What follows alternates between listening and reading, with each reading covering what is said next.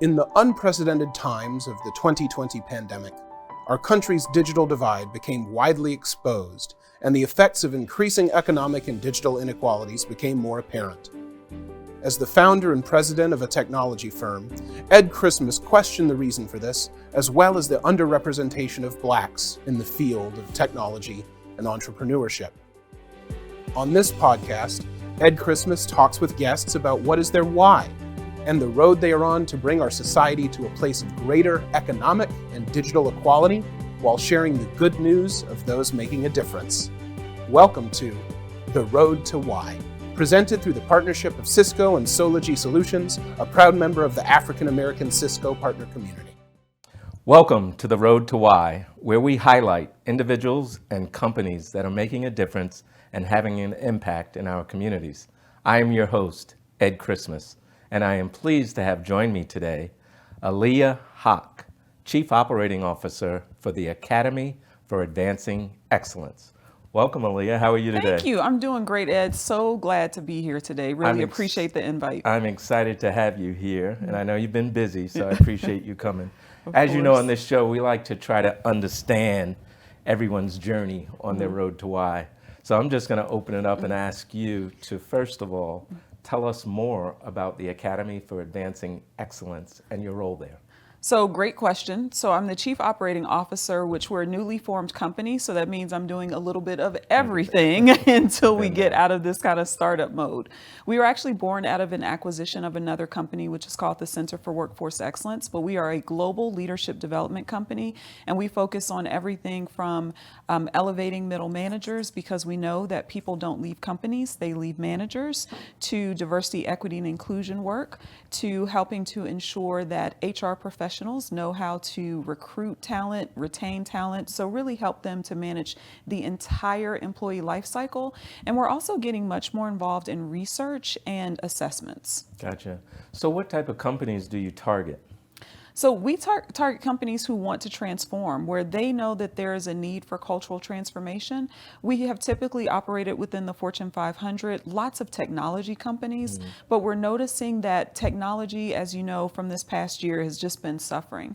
And we also know that those are the companies that really need our help the most. And because of what's been happening in the economy, they're not always positioned to be able to take on our services. So we're wanting to get more into the consumer goods space. We're wanting to get more into healthcare, but we really target companies, typically the Fortune 500, who are interested in cultural transformation. Got you. And that word culture is very key, and I'm going to come back to that, but I want to highlight DEI. It's a very sensitive subject in today's climate. So I want to get your perspective. Are these companies embracing DEI? I've seen it being used as a weapon. What's your perspective? So it just depends. You know, things come in and out of trend. And I think it's unfortunate that DEI is now seen as a trend, something that's out of trend. However, you can't unring the bell that was rung in the 60s and that was rung in the 2020. We now know that inequities exist, and we can't act as if we don't know. So as leaders, we have to take a strong stance to say, we're going to do something about this. We're going to create inclusive cultures. The data and research has not changed on why the business case for DEI exists. So what we really need leaders to do is really to just step up and just say, this is important for us. Not just because it's the right thing to do, but because it's also good for business. So I don't think that we can have a conversation about DEI without really talking about the importance of inclusive cultures from an innovation standpoint, from a collaboration standpoint, and of course the impact on the bottom line. How'd you get into this? Give me a little bit about your background. Oh man, Ed, we don't even have enough time, but I'll do my best. So because I'm an African American woman, diversity, equity, and inclusion has always been a part of my journey, because my lived experience. And I really started my career in health and human services, and I didn't have this language 20 years ago, but I wanted to help to create equity in that system. Because what I noticed is that people were treated in a way that was really not ideal for someone who needed services.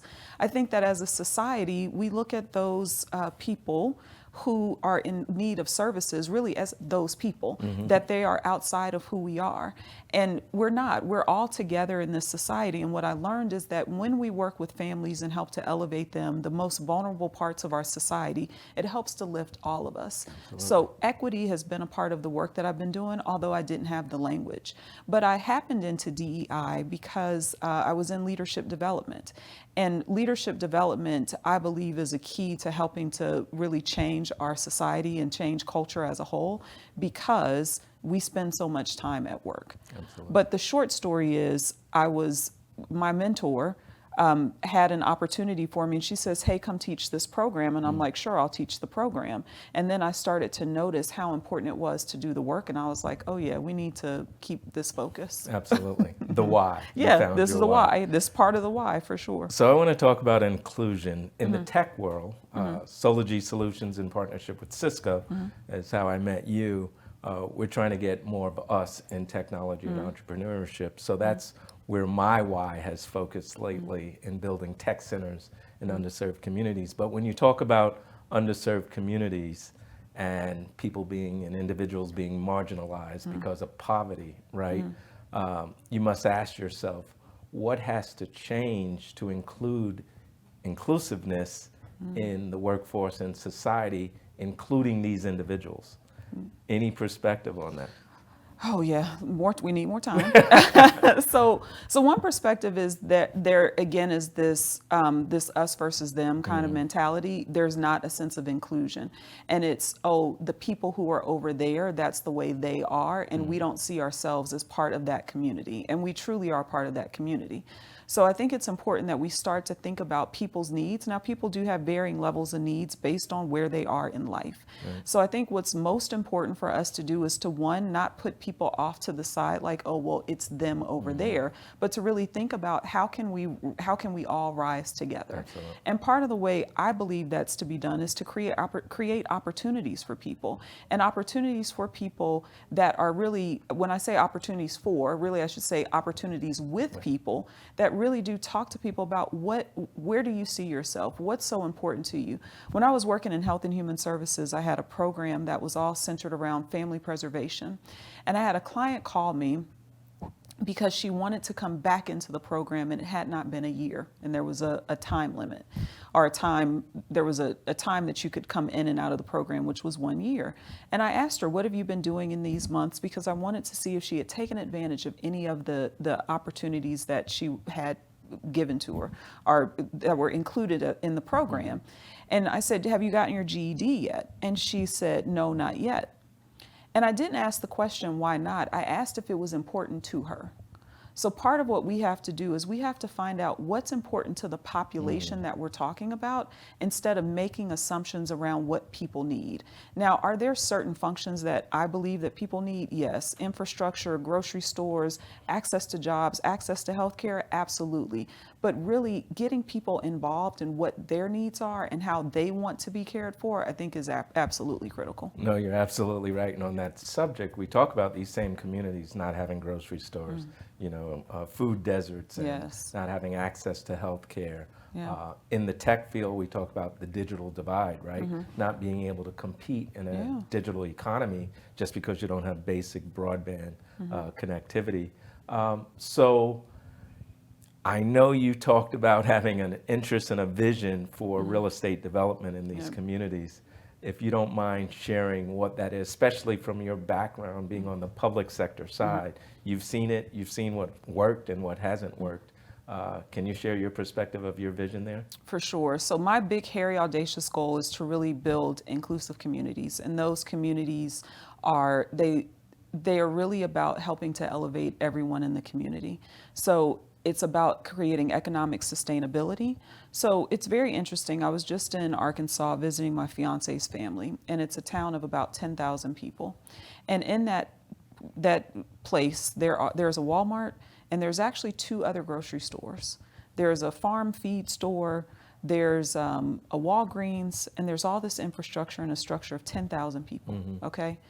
It's hard for me to believe that in South Dallas, with the amount of density, that we can't put a grocery store there. It just, it's not nonsensical. And I know that there's a business model that gets applied. I totally understand the business case, and there's still a human case that needs to be considered. So to continue to answer the question, part of what my vision is really creating communities, again, that are economically sustainable. So that has to do with housing, it has to do with job readiness, it has to do with ensuring that people are bankable so that people can actually contribute to the society that we're in. And what I found in working in health and human services is that people want to contribute, but they don't know how. People don't have the orientation. We're oriented differently. And I think it's important for us to pay attention to that. And again, to the point earlier, go to people and say, what is it that you need? How do you see things? Meet the people where they are and then bring them along. So, and if you talk about economic development, without putting these places there, you're not creating jobs, right? So you can't have it both sides, oh, we're going to put economic development, but no companies are going down there. Exactly. So even if we create housing, so we talk about people being unhoused, even if we create a ton of housing, but there's no place for people to work and there's no options for transportation, then we're not actually solving the problem. Absolutely. So something else in the model, and I didn't do a great job of explaining this, but part of the model looks at people from a holistic perspective and all of the different things that you need to be able to thrive and creating communities so that you can. I live about 7 miles from here, and in my community, I can work someplace, I can go to the doctor, I can go to the grocery store. I have everything that I need in my community, convenience. Yep.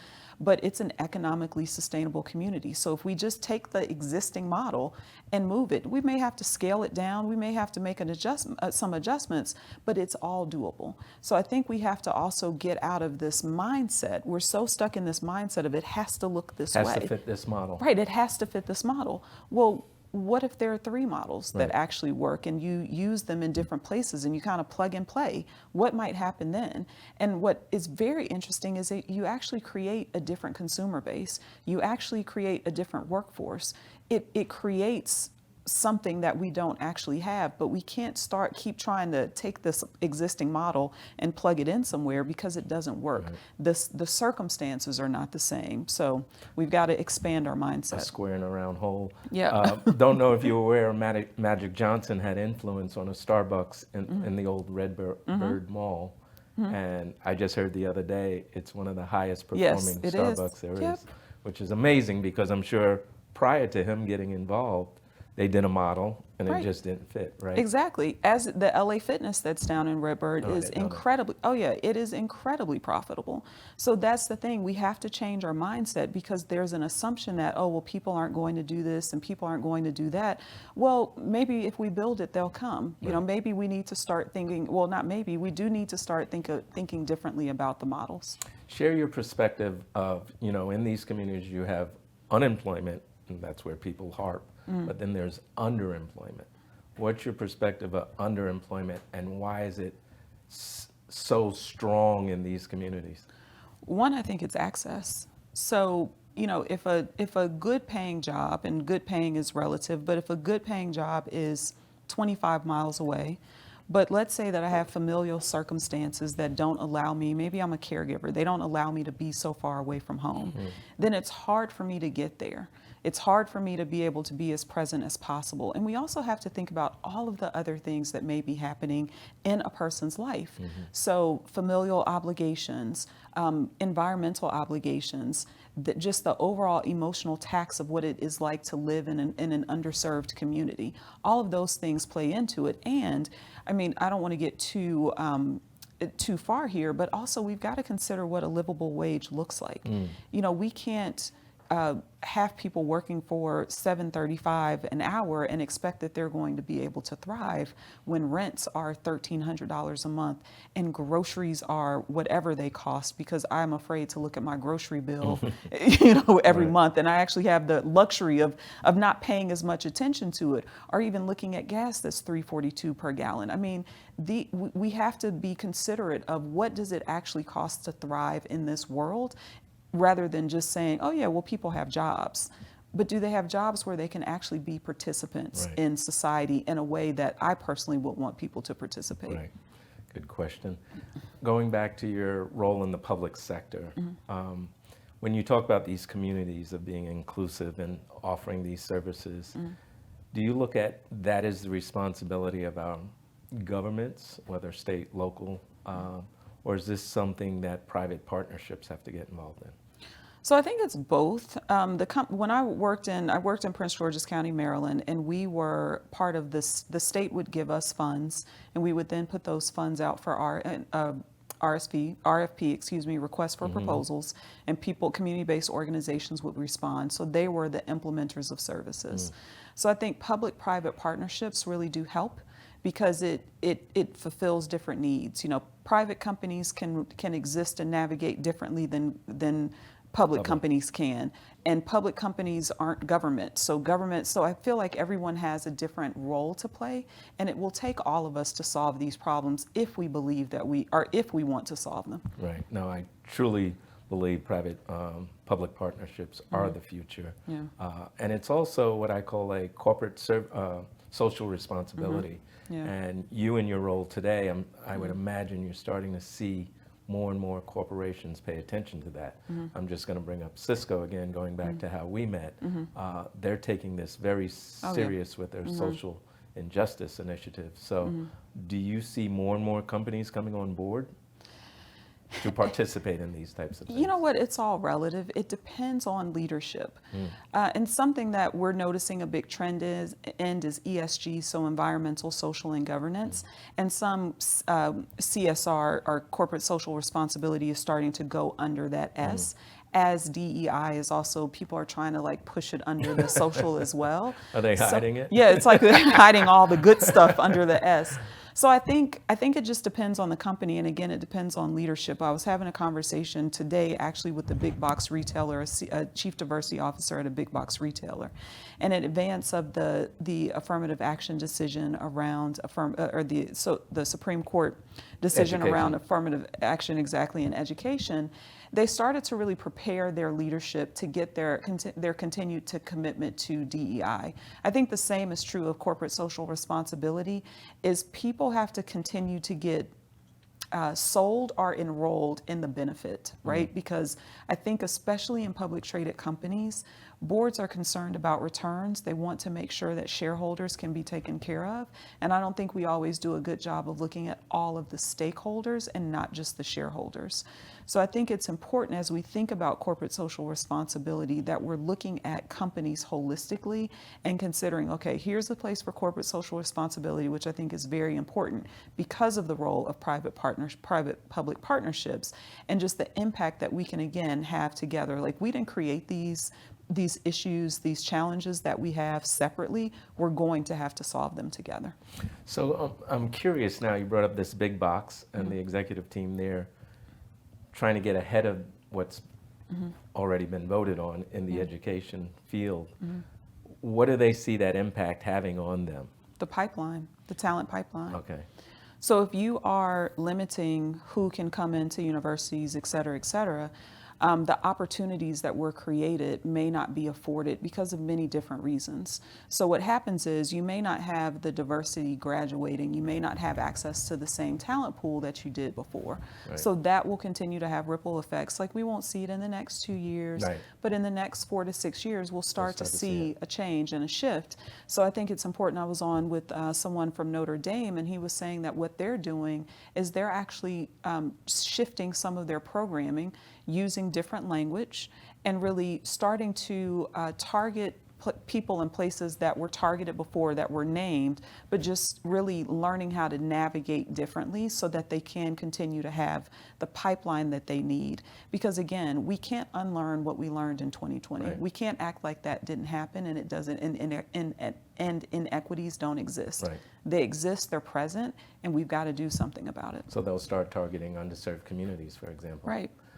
So on that note, I'm hearing there's going to be a workforce shortage. And I keep asking myself, how can we not pay attention to some of these groups that are, being marginalized or left out in society when we're going to have a shortage? Right. And I don't think anyone has the answer. Back to your point about pipeline with the big box or any corporation, if you just look at the demographics and society, as far as there's a group that's getting smaller and smaller, right, there's going to be a big void if Yeah. they go down that path. Agreed. So it's all interesting to me how it's It all going is, to come yeah. together. The tea leaves are there. You just have to read them. Yeah. So if you talk about individuals that want to make a difference, corporations, you know, what would you tell them if you could just share with our audience? Just do it. Just do it. Like, pick something. There's lots of different challenges to solve. Pick something and get after it and solve it. All of these things are solvable. We can put grocery stores in food deserts, but we've got to change the mental model. We can educate people who are not educated. We just have to change the model. I was having a conversation with a psychologist, a school psychologist out of the Baltimore area, and he was saying that education, the way in which education is going, we're going to have people who just don't come to school anymore because of the way the education system is shifting. We can't afford as a country to have people who are not educated in this country. We just, the workforce shortage that you're speaking of, that will become even more and more massive. So we've got to take a stand as leaders and say, okay, we're going to focus on education because we know that education, there's a pipeline, there will be a pipeline issue if we don't address this. We're going to focus on the environment because we know it's 110 degrees every day for 30 days and we need to do something about that. Like something is wrong. So I think that we've got to start to really have serious conversations about solving these issues. They are solvable, but we can't just keep on spinning the wheel and saying, oh, well, we'll do something about it. If these were corporate imperatives, we would have all failed. Absolutely. We would have all failed. And we've got the brain trust and enough power to actually solve some of these things. So just do it. But don't you find it interesting, no matter what side you are on politically, we're not talking about education, we're not talking about healthcare, we're talking about everything but. Right. So it's very interesting in today's times. I want to go back to something that I read on you, that you said for a long time you ran away from your why. And I guess it was in 2014, the light bulb went off. Yeah. And I guess you embraced it. Can you share a little bit about that? Sure. So my purpose, my why is to be of service. And I grew up in a household where I was I have an older brother who I'm very close with. We speak every day. But I was the one who often did the heavy lifts. And not because he wasn't capable, just because in Black families, quite often you love your boys and you raise your girls. It's just, hey, it is what it is. I've been having this debate. Yeah. So I used to feel like me serving or being of service was like put upon me. It wasn't, I didn't make the decision, it was put upon me. And then when I realized in 2014, I was going through my own leadership development program, or going through a leadership development program, having my own experience. And what I realized is that I was actually just doing the thing that I was uniquely designed for. It wasn't put upon me. It was what I was here for, was to actually serve. Wow. And what I also realized is that service doesn't mean people pleasing. Sometimes it's the direct opposite. Me being of service to you could be the worst, that you could think it's the worst thing that I've ever done. I've fired people and it was really to serve them. And it didn't feel like that initially, but trust me, it was to serve them. It was like, you're not thriving here, so I'm going to free you up so you can go and do the thing that you really want to do. That's being of service. So what I realized is that me being of service, and it changes depending on the environment that I'm in, depending on the task that's being done, but I'm very clear that my purpose is to be of service. Awesome. That's outstanding. And you're doing a wonderful job. Oh, thank you. In saying that, we're going to wrap up here shortly, but I want you to give the audience, by looking in the camera, your closing comments, anything you got to add. I just think the journey to why is one that is highly personal but necessary. As Ed mentioned, and after 2014 is when I really, I got into it and I said, this is what I want to do. This is who I want to be. And I have to say that my life changed when I actually started to live my purpose. So my encouragement to everybody is to do the work, to make the determination, to put the stake in the ground and say, this is who I am. This is how I want to live my life, and this is my why. Because one, I think the world needs it. There's a great quote from Howard Thurman, who was a mentor of Martin Luther King Jr., that says, go do what makes you come alive, because the world needs people who are alive. So I think when we lean into that thing that makes us come alive, it's not just for us, but it's for everyone who's around us. Wow. Powerful. Thank you, Aaliyah. You're welcome. I knew you would be awesome. Oh, thank you. I hope the audience enjoyed this conversation. I think we're going to close now, and until next time, be blessed.